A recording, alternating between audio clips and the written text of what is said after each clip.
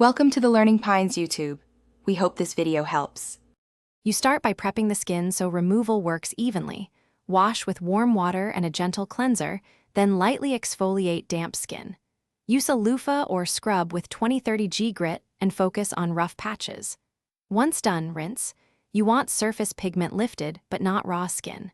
Make sure to avoid aggressive scrubbing on sensitive areas.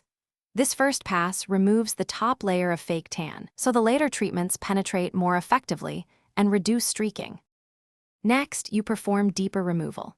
Massage an oil-based remover or coconut oil into the skin for about 5–10 minutes to break down the DHA pigmentation.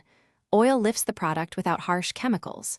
For persistent spots, use a 1:3 vinegar to water solution or a glycolic acid wipe to gently dissolve remaining color.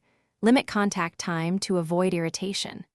Once you see transfer to the cloth, rinse thoroughly and repeat only once or twice. This balances effective fading with skin safety.